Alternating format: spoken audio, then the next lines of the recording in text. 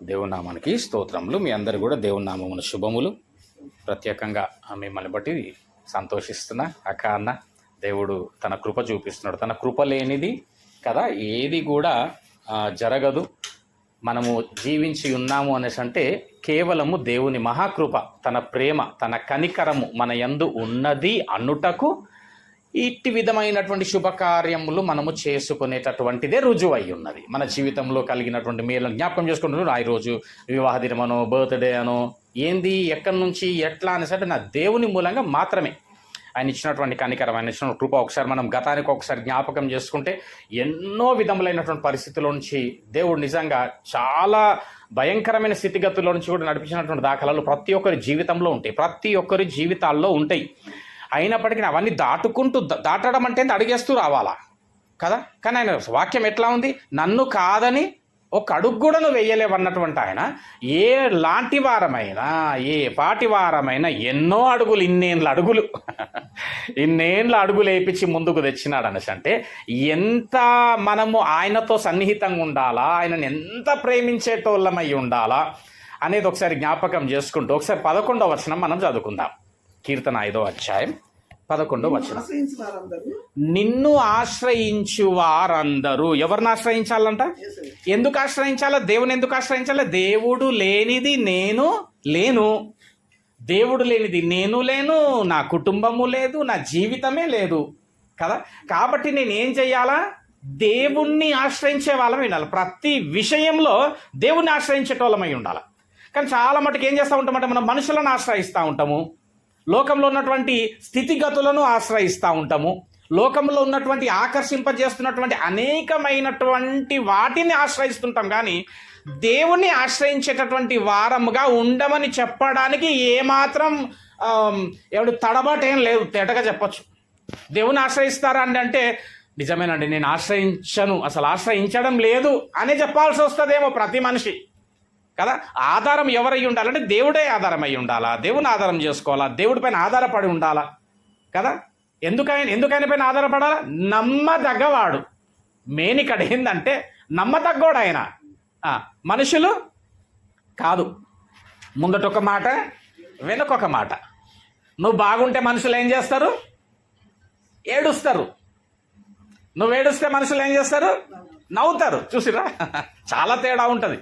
మహోన్నతుడైనటువంటి దేవుడు తన ప్రేమ కృపను బట్టి నిజంగా అసలు ఏం చేస్తున్నందుకు ఈ వివాహ దినములు, లేదా ఏం చేస్తున్నందుకు ఇన్ని పుట్టిన దినములు అయిపోయినాయి, ఏం చేస్తున్నందుకు ఇంత వయసుకు వచ్చేసిన నేను, ఏం చేసినందుకు పిల్లలు ఇంత దీవింపబడ్డారు, నాకు ఇన్ని కలిగి ఉన్నాయి ఈ లోకంలో అని ఆలోచిస్తే ఏముండదు అక్కడ. మనం చేసింది ఏముండదు. కానీ దేవుడు చూడండి ఎంత కృప చూపిస్తే ఇంత కృపలో ఇంత ఆశీర్వాదకరమైనటువంటి స్థితిగతులు మనం విస్తరింపబడతా ఉన్నాం. గల కారణం దేవుని కృప. కాబట్టి ఈరోజు మీకు కానీ మీ ద్వారా మాకు కానీ మాట్లాడుకుంటున్న విషయం, తెలుసుకుంటున్నటువంటి విషయం గ్రహించాల్సింది ఏంటంటే దేవుణ్ణి ఆశ్రయించే వాళ్ళముగా ఉండాలి. ఏమవుతుంది ప్రభా నిన్ను ఆశ్రయిస్తే? నువ్వే వారిని కాపాడుతూ గనుక నిత్యం. మళ్ళీ చదవండి 11వ మళ్ళీ చదవండి. నిన్ను ఆశ్రయించిన వారందరూ సంతోషం. అది మిస్ అయింది, ఎడిటింగ్ అయిపోయింది అది. నిన్ను ఆశ్రయిస్తే దేవుని ఆశ్రయిస్తే ఏమవుతుందంటే మన జీవితంలో సంతోషం. హల్లెలూయా. ఏమవుతుంది? సంతోషం వస్తుంది. ఏ సమయంలో సంతోషం ఉంటుంది బ్రదర్? ఏ సమయం అంతైనా సంతోషమే ఉంటుంది. నీకు వ్యాధి వచ్చిందా? సంతోషమే ఉంటుంది, ఎందుకంటే నువ్వు దేవుని ఆశ్రయించి ఉన్న బిడ్డవు కాబట్టి నీకు వ్యాధి ఉన్నా సంతోషమే. ఏ విధమైన కీడు నిన్ను పొంచి ఉన్నా నీ మనసులో ఏముంటుంది? హృదయంలో సంతోషమే. నీ స్థితిగతులు ఎంత భయంకరమైనవి ఒకవేళ అయినప్పటికీ నీ హృదయంలో మాత్రం ఏముంటుంది అనేసి అంటే సంతోషం ఉంటుంది, సమాధానం ఉంటుంది. ఆయన సమాధాన కర్త, సమాధాన అధిపతి కదా. యోహాను సువార్తలో ఏమంటాడు? నేను శాంతిని అనుగ్రహించి వెళ్ళుచున్నా, నా శాంతిని అనుగ్రహించి వెళుతున్నాను, లోకం ఇచ్చినట్లుగా కాదంట. కాబట్టి దేవుని ఆశ్రయించిన వాళ్ళకి ఏమవుతుందంటే మొట్టమొదటి ఏమవుతుంది అనేసి అంటే సంతోషం అనుగ్రహింపబడుతుంది, సంతోష హృదయలమవుతాము. రెండవది ఏమవుతాము? సమాధానం వస్తుంది మన కుటుంబంలోనికి. మూడవది ఏమవుతుందంటే శాంతి అనుగ్రహింపబడుతుంది. ఇంకో మాట చెప్పాలంటే చస్తే విశ్రాంతి కూడా అనుగ్రహింపబడుతుంది. సో కదా చదవండి ఇప్పుడు మళ్ళీ చదువు ఒకసారి 11. నిన్ను ఆశ్రయించు వారందరూ సంతోషించుదురు. ఇంకా నీవే వారిని కాపాడు గనుక అది నా దేవుని కాపుదలు ఉంటేనే కాపాడబడతా. అంటే ఇప్పటిదాకా మీరు కాపాడబడరంటే అర్థమైంది. మరి కాపుదలు ఉన్నదైనది. హల్లెలూయా. మరి ఆశ్రయించినావా? ఏమో, కాపుదలనైతే పెట్టిండు. ఎందుకు? కనికరం, ఆయన ప్రేమ అట్లాంటిది. నిన్ను ఆశ్రయించే వారందరూ సంతోషించుదురు. నీవే వారిని కాపాడుదువు గనుక నిత్యము ఎప్పుడు నిత్యము ఆనందధ్వని. ఎందుకో ఈరోజు మరి ఇట్టి విధంగా ఈ గృహమందు దేవుడు ఇట్టి మాటలు పలికిస్తున్నాడబ్బా అని ఆలోచన చేస్తే ఇట్టి సంతోషం గల హృదయములను దేవుడు అనుగ్రహించనయ్యున్నాడు కదా. మనం ఏదో ఎరుకొని చేసుకొని ఫుల్ ప్రిపేర్ అయ్యి కాదు. దేవుడు ప్రేరేపించుస్తూ మాట్లాడుతున్నటువంటి ఆదరణతో కూడిన మాటలు, అభయముతో కూడినటువంటి మాటలు. 15వ అధ్యాయం వెళ్ళండి. అక్కడనే 15వ అధ్యాయం అక్కడనే 15వ అధ్యాయం 8వ వచనం నుంచి చదవండి ఒకసారి. 8వ వచనం 8వ వచనం. రైట్. సదాకాలము యెహోవా యందు. అబ్బా, ఎంత మాట అనగలుగుతామా? అనగలవారున్నారు. సదాకాలం ఎక్కడన్నట్టు గురి మరి మీది కదా. విననయ్యున్నటువంటి మీది ఎక్కడెక్కడనో గురి. ఒక్కొక్క టైంలో గురి చేంజ్ అవుతూ ఉంటుంది. ఈ టైంలో ఇటు గురి, ఆ టైంలో అటు గురి, పొద్దుగాల ఇటు గురి, సాయంత్రం ఇంకో గురి, రాత్రి ఇంకో గురి, పగలంతా ఇంకో గురి. దేవుని గురి మాత్రం లేదు. నేనేం చెప్తున్నట్టే, అయినా ఇన్ని వివాహ దినములు సంవత్సరాలు గడుపుకుంటూ వచ్చినావు. అదే చెప్తున్నా, నా దేవుని కృపను గ్రహించాలా, నా దేవుని ప్రేమను గ్రహించి గనక నువ్వు ఇప్పటికైనా దేవుణ్ణి ఆశ్రయించేవారై ఉంటే మీరు ఏం చేస్తారు? ఇంకా రెట్టింపు ఆశీర్వాదములు అనుగ్రహిస్తాడు ఆయన. రెట్టింపు ఆశీర్వాదాలు అనుగ్రహిస్తాడు ఆయన. చదవంటే ఏముందండి ఇంకా అక్కడ ఏముంది? 8వ వచనం. సదాకాలము యెహోవా యందు నా గురి నిలుపుచున్నాను అంటే ఆయన చెప్తున్నాడు. ఇప్పుడు ఏం మాట్లాడుతున్నాడంటే, బిడ్డ నీ గురి నేనై ఉండాలా. నేనంటే ఏంది? వాక్యం. వాక్యం ఏం చేస్తుంది? త్రోవ చూపిస్తుంది. వాక్యం ఏం చేస్తుంది? వెలుగునిస్తుంది. అవునా? నువ్వు నడిచే త్రోవలో నీ పాదములకు దీపం ఏంటిది? వెలుగునిస్తుంది కదా. నిన్ను లేవనెత్తుతుంది. వాక్యమే నిన్ను కాపాడుతుంది. నీ వాక్యమే నిన్ను బ్రతికిస్తుంది. అమ్మో, ఎన్నో వాక్యంతోనే. మళ్ళా చెప్తున్నా, ఆ వాక్యమే రేపు చేస్తే పరలోకరాజ్యం చేర్చేది కూడా మళ్ళీ ఆ వాక్యమే. కాబట్టి ఆయనను ఆశ్రయించేటటువంటి వారు ధన్యులు. చదవండి. అది నువ్వు ఎప్పుడైతే నన్ను ఆశ్రయిస్తావో ఆయన ఎక్కడ ఉంటాడంట? నీ కుడిపాశమున. ఆయన సన్నిధి, ఆయన ప్రసన్నత నీకు ఉంటుంది. ఉన్నాడు గనుక అది ఏమన్నా రాని కానీ జీవితంలో ఏమన్నా రాని, కొండలు రాని, మెట్టలు రాని, పర్వతములు రాని, ఏమైపోతాయి? తుత్తినీయలు. కదల్చబడవంట. నువ్వు ఎట్లుంటావు తెలుసా? సియోను పర్వతంలా ఉంటావంట. కదల్చబడని సియోను పర్వతం వల్ల ఎప్పుడు నిలబెడతాడు దేవుడు అంటే ఆయనను ఆశ్రయించినటువంటి బిడ్డల కట్టి విధమైన కృపను దేవుడు అనుగ్రహిస్తాడు. ఇంకా అందువలన ఎందువలన? ఆయనను ఆశ్రయించినందువలన, ఆయన ఆశించినందువలన, ఆయన కుడిపాశం ఉన్నందువలన నా హృదయము చూసిన. మళ్ళా చెప్తున్నాడు అంటే దేవుడు ఏమి ఇవ్వడానికి ఇష్టపడుతున్నాడు? కుటుంబానికి సంతోషం. సమస్య లేని మనుషులు ఉన్నారంటారు ఎవరన్నా? ఏదో ఒకటి అందుకే ఏం చెప్తున్నాడు? ఏదన్నా ఉండని దేవుడు మీకు ఏం ఉద్దేశించి ఇష్టపడి ఉన్నాడంటే నీ హృదయం ముందు సంతోషం, నీ కుటుంబంలో సంతోషం. నా ఆత్మ హర్షిస్తుంది, తట్టుకోలేకపోతుంది ఆత్మ.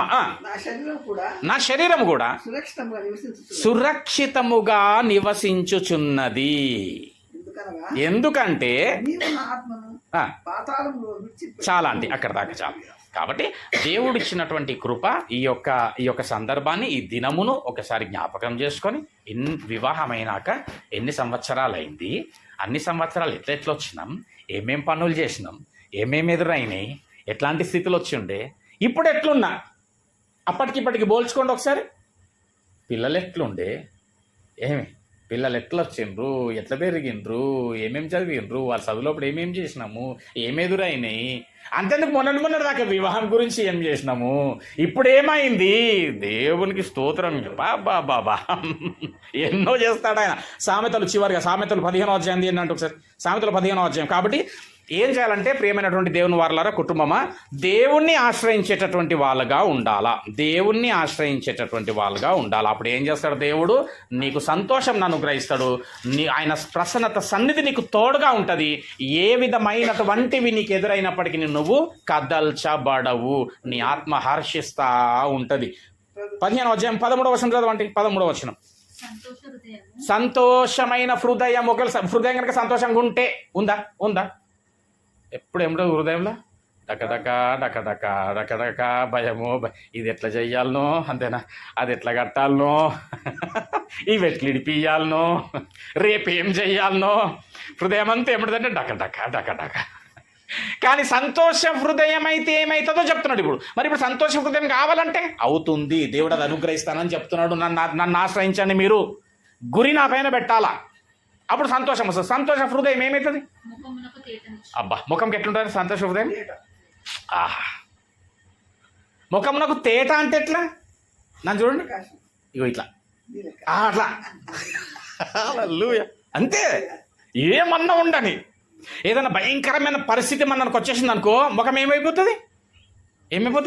చిన్నగా అయిపోతుంది కదా, చిన్నగా అయిపోతుంది, బిక్కి అయిపోతుంది. ఏం చేయాలో అర్థం కాదు.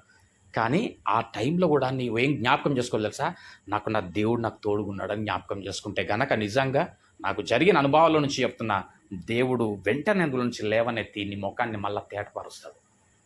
నీ హృదయంలో అభయం దయచేస్తాడు. జరిగినది నేను చెప్తున్నా.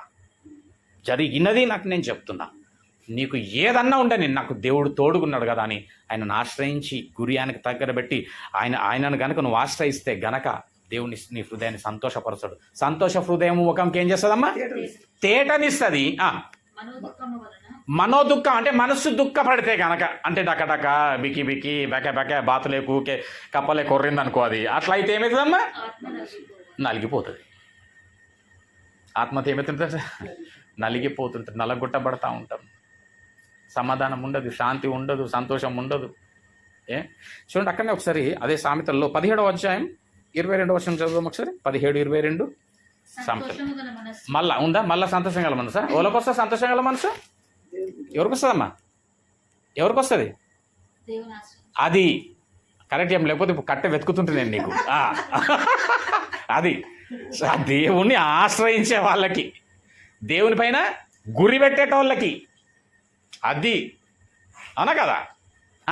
సంతోషం అయితే ఏమవుతుంది? మళ్ళీ అది అంటే సంతోషము, మనసు సంతోషంగా ఉంటే ఆరోగ్యం అంటే ఎట్లుంటుందంటే, ఆరోగ్యం ఎట్లుంటుందంట? సురక్షితంగా ఆరోగ్యంగా ఉంటామంట. అంటే హృదయం సంతోషం లేకపోతే అనారోగ్య స్థితులు, బీపీలు, చెప్పాల షుగర్లు, రక్తపోటులు, గుండెపోటులు ఇవన్నీ వస్తాయి. ఇక ఆ టెన్షన్కు తల నొచ్చుళ్ళు, మెడల నొచ్చుళ్ళు కదా, కీళ్ళ నొప్పులు, కాళ్ళ నొప్పులు, కండరాల నొప్పులు, ఓయమ్మో చాలా ఏమి. కానీ మళ్ళీ ఏం చెప్తున్నాడు దేవుడు? సంతోష హృదయం మళ్ళీ చదువు. ఆరోగ్య కారణము. దేవుడు అది మీకు అనుగ్రహించును గాక. ఆరోగ్య కారణము. నలుగుతే కనుక, మనసు నలిగిపోతే అది బోన్ క్యాన్సర్ దాకా తీసుకుపోతుందని కూడా చెప్పొచ్చు. అని మనసు బాగాలేకపోతే క్షీణించిపోయి బోన్ క్యాన్సర్ అటురా. అవునా, బోన్కి కూడా క్యాన్సర్ ఉంటుందా? ఉంటుందిరా, బైబిల్లో ఉంది. ఎముకలు ఎండిపోవడం అంటే అదే. దేవునికి స్తోత్రం అన్న. దేవుడు చాలా కృప చూపించును మీ యొక్క కుటుంబం మందు కావచ్చు, మీ వ్యక్తిగత జీవితాలు, మీ యొక్క వివాహ జీవితంలో కావచ్చు, పిల్లల విషయంలో కావచ్చు.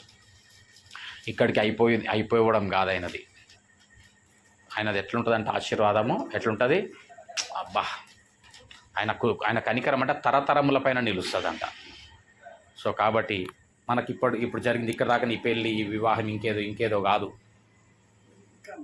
చాలా చాలా పట్టజాలనంత విస్తారమైన ఆశీర్వాదమును దయచేయగలవాడు దేవుడు.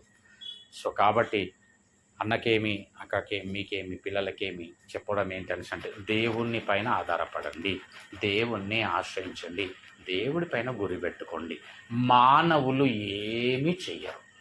ఎందుకంటే మనుషులంతా స్వార్థప్రియులు ఉన్నారు, ధనాపేక్షలు ఉన్నారు, బింకంలాడేటటువంటి వాళ్ళు, మోసపూరితమైన మనసు గలవారు ఉన్నారు, నేను బాగుంటే చాలు అనేటటువంటి తత్వం గలవారు ఉన్నారు తప్ప నేను ఎలాగున్నానో ఎదుటి వాళ్ళు కూడా అలాగ ఉండాలా అనేటటువంటి మనసు గలవారు లేరు.